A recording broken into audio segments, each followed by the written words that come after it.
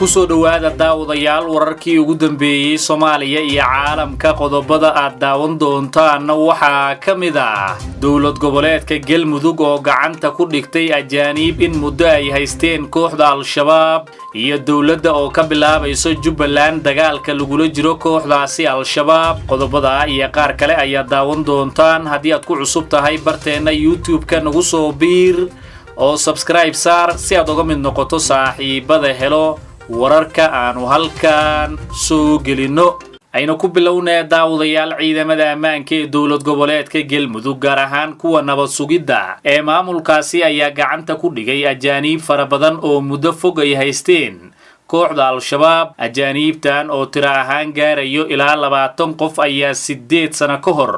waxaa afduubatay koox burcadbadeed ah kuwaasi oo mar dambe kala sii wareegtay kooxda Al-Shabaab ila wareedyo lagu kalsoon yahay ayaa sheegay in ajaanibtan ay soo galeen gacanta Galmudug waxaana ay ka soo kala jeedaan dalalka Pakistan, Iran iyo Bangladesh wararka ayaa intaasi ku sii daraya in kooxda Al-Shabaab iskeed ay u soo deysay raggan kadibna ay sidaasi ku soo gaareen Galmudug oo ka qabatay deegaanadeeda gudoomiyaha degmada Hobyo Cabdullaahi Axmed Cali oo la hadlay warbaahinta ayaa sheegay in haatan baaritaano ay ku hayaan raggaasi oo sheegtay inay yihiin kaluumaysato ilaa iyo haatan lama ogo sida ay ku timid sii deynta raggan ajaanibta ee muddada dheer u afduubnaa kooxda Al-Shabaab oo ku haystay gudaha Soomaaliya si kastaba arrintan ayaa ku soo aadaysaa xilli haatan Al-Shabaab ay wajahayso cadaadis xooggan oo uga imanayo howlgallada ka soconaya gobollada dalka oo ay ku jirto Galmudug dhinaca kale dawladda federaalka Soomaaliya ayaa bilowday abaabul culus oo ka dhana kooxda Al-Shabaab xilli lagu wado in dagaal ka dhana kooxdaasi laga bilaabo deegaanada maamulka Jubbaland madaxweynaha Jubbaland Axmed Maxamed Islaam Axmed Madoobe ayaa xarunta madaxtooyada ku qaabilay wafdi uu hogaaminayay wasiirka gaashaandhigga dawladda federaalka Cabdulqaadir Maxamed Nuur iyo taliyaha guud ee ciidanka xoogga dalka sareeyo guuto Odawa Yuusuf Raage wafdigan oo gaaray magaalada Kismaayo ayaa madaxweynaha ugu tagay xarunta madaxtooyada halkaasi oo wada hadallo ay ku yeesheen wararka ayaa sheegaya in dhinacyadan ay ka wada hadleen sidii deegaanada Jubbaland looga bilaabi lahaa dagaalka ka dhanka kooxda Al-Shabaab si kooxda culays looga saaro in qorshayaal weeraro ay degto Jubbaland ayaa ah maamulka kaliya ee dalka ka jiro oo shabaab ay ka haysato gobol dhan oo Jubbada Dhexe ah halkaasi oo gabaad ay ka dhigtaan hoggaanka kooxda iyo ajaanibta ugu waaweyn ee kooxdaasi taageerada siiyo dad badan ayaa rumaysan in haddii Jubbaland ay ku soo biirto dagaalka ku fooraro kooxda Al-Shabaab ay ka dhigan tahay in culays hor leh uu fuulay kooxda taasi oo gogol xaarna u noqon karto in waayihii kooxdaasi uu soo idlaado ugu dambeyntiina daawadayaal gudoomiyaha maxkamadda darajada koobaad ee ciidamada qalabka sido Korneel Xasan Cali Nuur Shuute ayaa war ka soo saaray dagaal dhawaan ka dhacay degmada Cadalle Shuute ayaa sheegay in safarka ay ku tageen Cadalle muhiim u yahay joojinta dagaalka sokeeye ee aaga Cadalle ka socdo iyo sii socoshada dagaalka lagula jiro kooxda Al-Shabaab ciidamo gaara iyo xeerlaaliye ka socdo garsoorka ciidamada ayuu sheegay inay ka howlgali doonaan deegaanadii beelaha walaalaha ay ku dagaalameen ee gobolka Shabeellaha Dhexe waxaana qof kasta halkii dhibaato uu ka geysto uu sheegay in si degdeg ah tallaabo looga qaadi doono gudoomiye Shuute ayaa cadeeyay in xilligan sababta ay u tageen Cadalle uu ahaa in la go'aamiyay halkiisa in lagu dilo qofkii dambe ee qof dila waxaana uu digniin u diray odayaasha dhaqanka ganacsatada iyo cid kasta oo suurtagal ay tahay inay isku dirto beelaha walaalaha qofkii aan dil mutaysan wuxuu ugu goodiyay xabsi dheer in la gelin doono heshiiska ay gaareen beelaha dagaalamay ee lagu kala saxiixday degmada Cadalle ayuu sheegay Shuute inuu yahay mid nabadgelyo ah waxaana uu cadeeyay in garsoorka ciidamada ay ka go'an tahay heshiiskaasi in la dhaqangeliyo Shuute ayaa si cad u sheegay in dagaalka beelaha ee Shabeellaha Dhexe uu hakad geliyay dagaalkii Al-Shabaab si taasi aysan u dhicinna wuxuu ballan qaaday in qofkii isku daya inuu fidno damba kiciyo tallaabo sharci degdeg ah ay ka qaadi doonaan ka garsoor ahaan gobolkan iyo deegaanadan waxaa ka dhacay oo marar badan soo laalaabtay dir iyo dagaalo u dhaxeeya dad walaalo ah waxaa ugu dambeeyey dagaaladii maalmihii ugu dambeeyey ka dhacay degmadan Cadalle dagaaladii ugu dambeeyey oo dhex maray dad ehel iyo aqribo ah oo walaalo ah dagaaladaasi waxaa ku waxyeeloobay oo dhibaato ka soo gaartay oo ka dhashay naf iyo maal oo aan ka go'in runtii dalka guud ahaan iyo gaar ahaan deegaanadan aan joogno weliba xilligan lagu jiro iyo deegaankan oo muhiim u ah xilligaani maxaa la yiraahdaa la dagaalanka argagixisada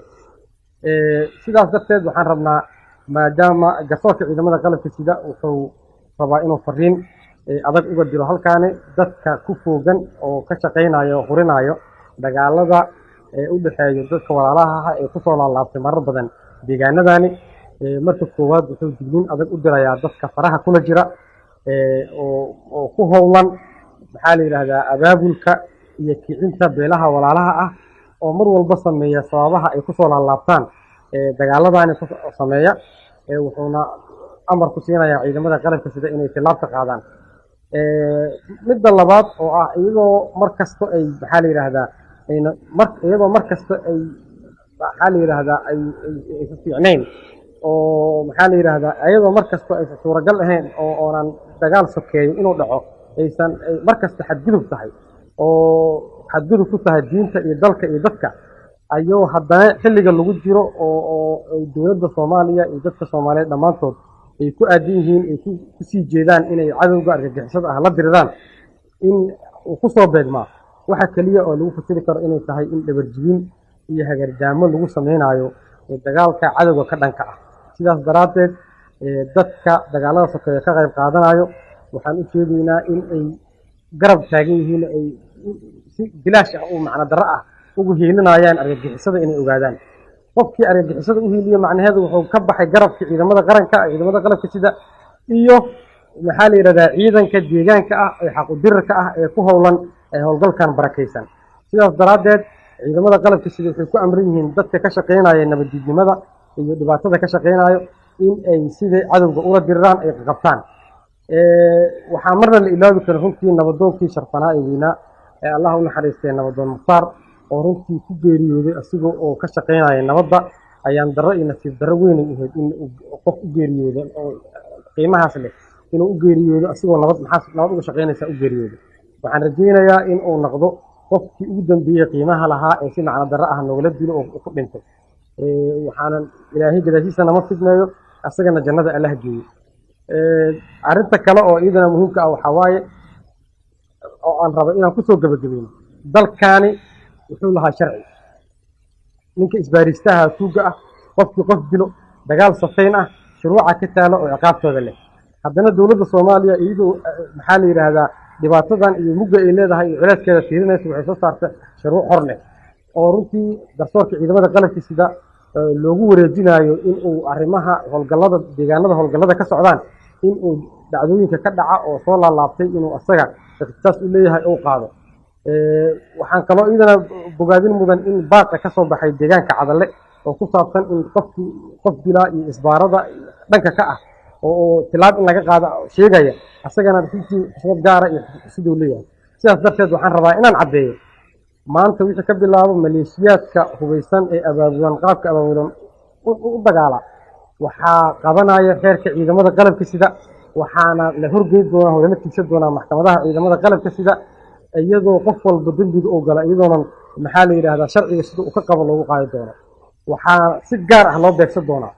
oo loo bartilmaamsan doonaa madaxda maleeshiya beeleedyada ka shaqeynaya in ay dagaalka huriyaan si gaar ah loo beegsan doonaa waxaan rabnaa maamulka gobolka iyo maamulka state-ka in ay maxaa la yiraahdaa ka qayb qaataan ayaga yaqaano inay tilmaamaan oo ay sheegaan cidda khatarta ku ah deegaanka ay tilmaamaan ciidamada amniga oo ciidamada qalabka sidana waxaan faraynaa inay soo qabtaan qofkii xulug lahaada arrimaha qabiilka iyo arrimaha dagaal oogistaane inay soo qabtaan ay maxkamadda hor keenaan waxaan ballan qaadaynaa garsoor ciidan ahaan in aan tilaabtan uga adag ka qaadi doono qof kasta oo lagu helo inuu kicinayo dagaal dad walaalo ah kicinayo waxaan ballan qaadaynaa qofka mudan qaabta dilka ah in inta lagu xukumo si degdeg ah loogu fuliyo anagoo kaashanayno madaxweynaha dalka iyo kan state-ka in sida fulintu ay noqoto mid dhaqsi ah